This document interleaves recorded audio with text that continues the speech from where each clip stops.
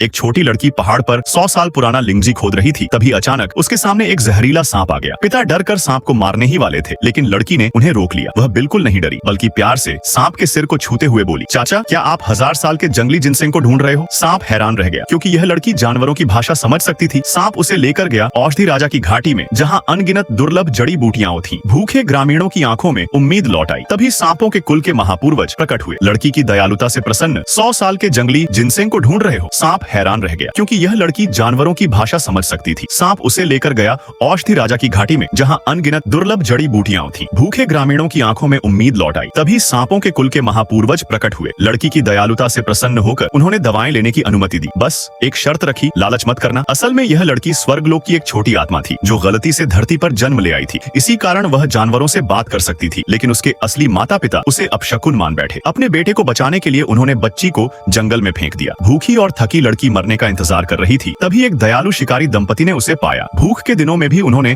उसे अपनी बेटी बना लिया। रास्ते में लड़की ने चेतावनी दी, आगे भालू है। जांच करने पर सच में भालू की गुफा मिली। तभी से दोनों को लड़की की बातों पर यकीन हो गया। एक दिन घर का कुत्ता हड्डी गले में फंसने से मरने लगा। लड़की ने उसकी बात समझी और उसकी जान बचा ली। अब सब जान गए ये बच्ची साधारण नहीं है। लेकिन तभी माँ को गंभीर फेफड़ों की बीमारी हो गई। डॉक्टर ने कहा 3 दिन में 100 साल का लिंगजी, 1000 साल का जिनसेंग, चुआनबेई और फुलिंग न मिले तो वह मर जाएगी। गाँव वालों ने ताना मारा, लेकिन लड़की नहीं डरी। जानवरों की मदद से वह फिर औषधि घाटी पहुंची। सांपों के महापूर्वज ने सभी दवाएं दे दी। जब वे घर लौटे तो दुष्ट रिश्तेदार माँ को जिंदा दफनाने वाले थे। तभी लड़की आगे बढ़ी और बोली, किसने कहा हम माँ को नहीं बचा सकते?